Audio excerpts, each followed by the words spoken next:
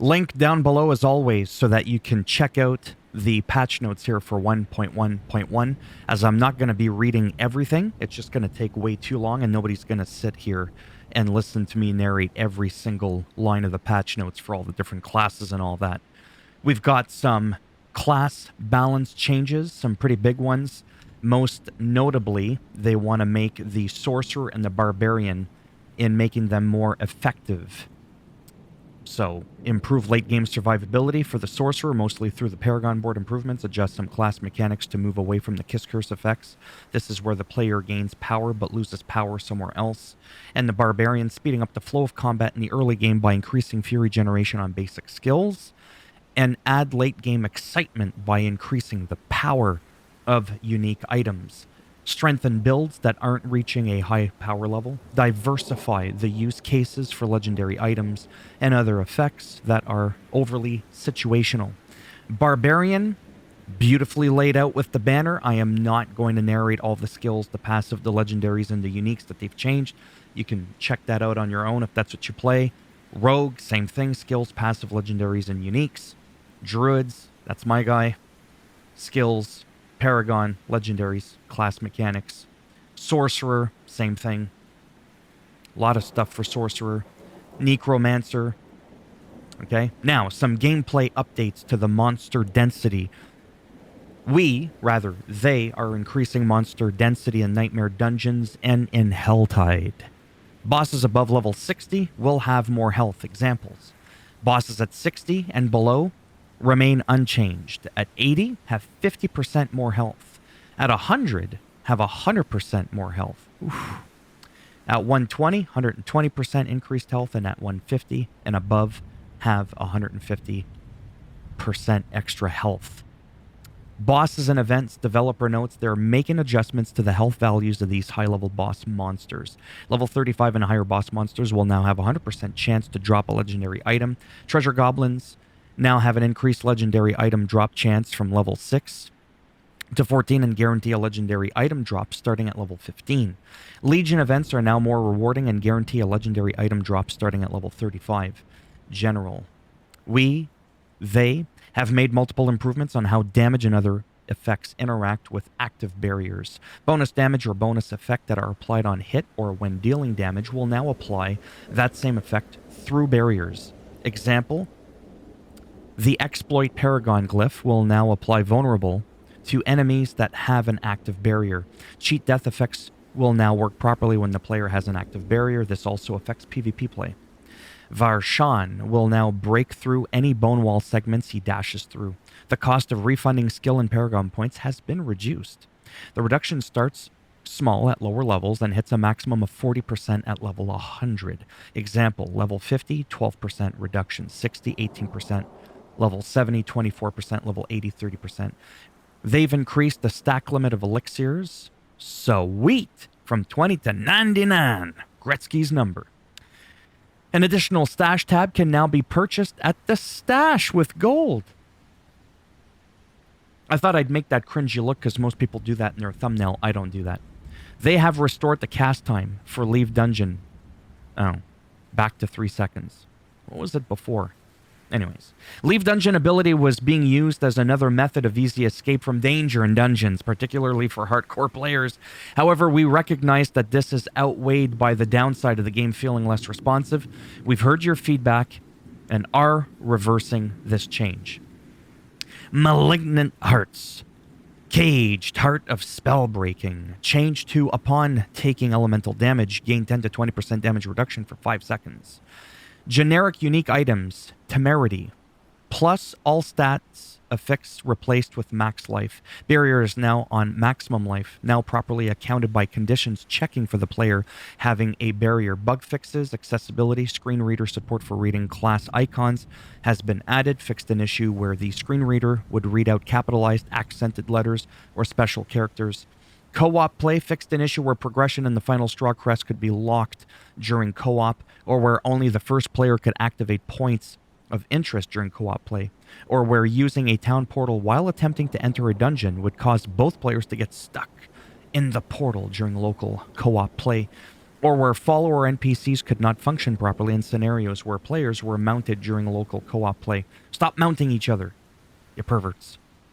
Fixed an issue where the quest progress tracker of other players wouldn't display properly in certain situations during local co-op play. Okay? As well as where the season info would not properly display when player 2 created a new character during local co-op play, or where a player engaged in conversation with an NPC would see a black screen if another player in their party teleported away. Like, betcha I ain't got time for all this conversation. Got shit to do. Dungeons fixed an issue where progression in the Seaside Descent dungeon could be blocked when the butcher or a goblin spawned behind the barrier. We won't get into this, but because it's there, I'm going to make the joke that if you give this video a thumbs down, I'll make sure that your bank account gets emptied out and it goes towards the donation for helping for a brighter future to the Ukrainian orphans. We're not going to touch that one. Fixed an issue where the determination malignant power wouldn't function against the resource burn affixed for Nightmare Dungeons, or where the resource burn affixed for Nightmare Dungeons was applying from close enemies and not just distant enemies, or where the boss in the den, the Blighted, could be damaged through the fog wall. Critters, non-combative creatures, in Nightmare Dungeons with the Death Pulse affix will no longer explode on death. This explosion was never dealing damage. Or where players could leave their party after dying in a Nightmare Dungeon, re-enter their party, and then re-enter the dungeon and not have their revives count towards the dungeon's revive cap. I never did that. Fixed an issue where Animus carriers killed before the Animus objective was triggered would not drop Animus, blocking dungeon progression. Or where the reset dungeon button often malfunctioned. Or where Keeper Zorlim sometimes would not drop Garen's key in the Garen Hold Nightmare Dungeon. Gameplay, again, specific to Barbarian, not going to touch it. Druid, I'm Druid, but I'm not going to touch it. Necro, combat changes to Rogue. Sorcerer, we're moving along here. General, fixed an issue where the speed increase from the spur skill while mounted was slower on controller than keyboard and mouse. Or where invasion portals spawn during certain Helltide events. Could be pushed off screen with fear effects. Or where Paragon rare nodes would sometimes not provide bonuses with stat boosting gear. Or where continuously enchanting an item could result in having the same stat show repeatedly in subsequent rerolls. Or where post-death damaging effects ignored the damage reduction from stats of close or distant enemies. Or where mounting your steed while moving would behave erratically when playing on console. I don't know if you've ever tried to mount someone, well, anyways.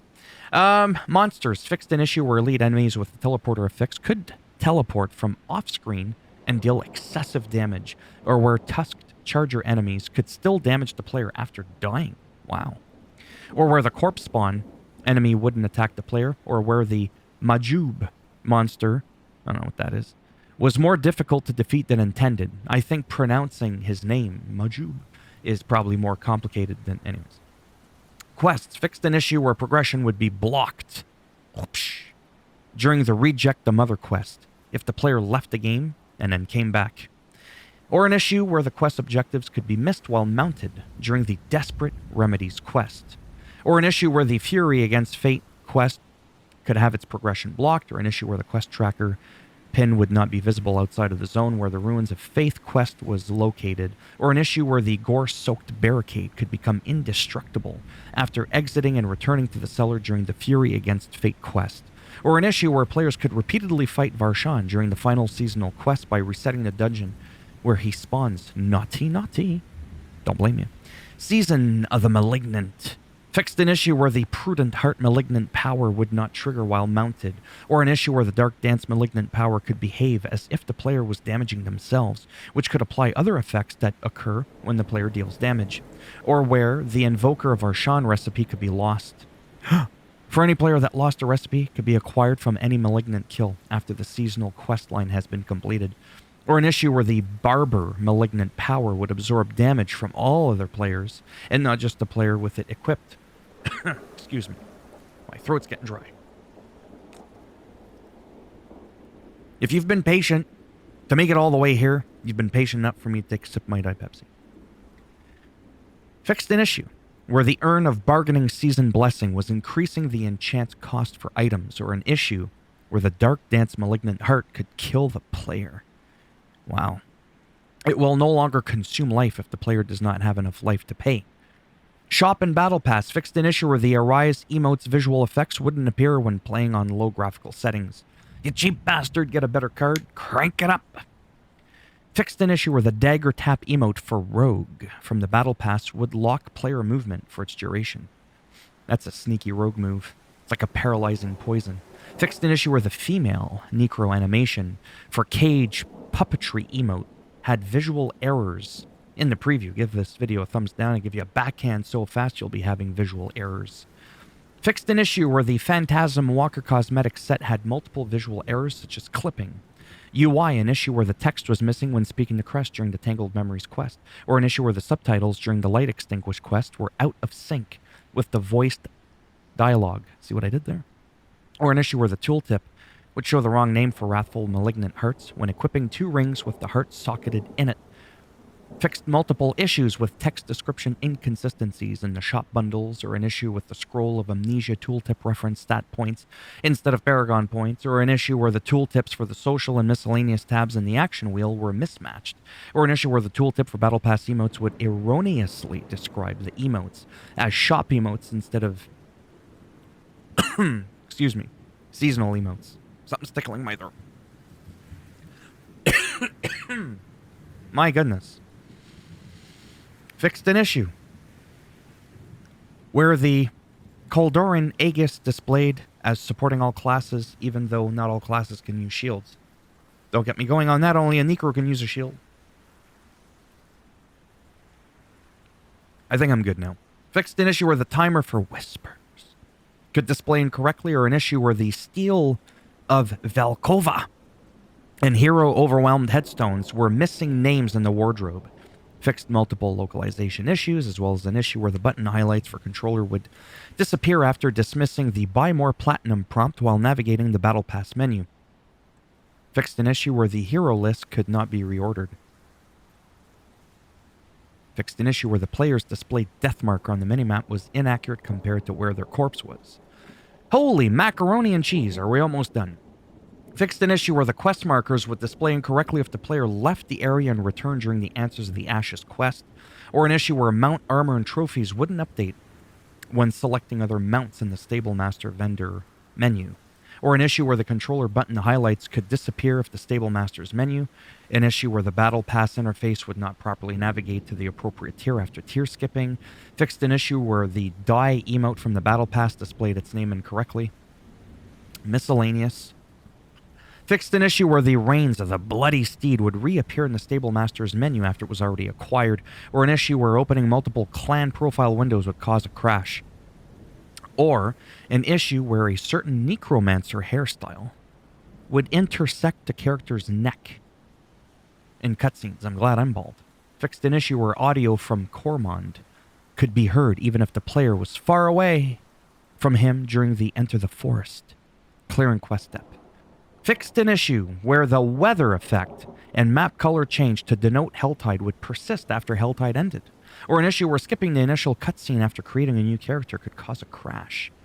Fixed an issue where the Bloody Liquid Steed was not always rewarded after defeating Echo of Lilith.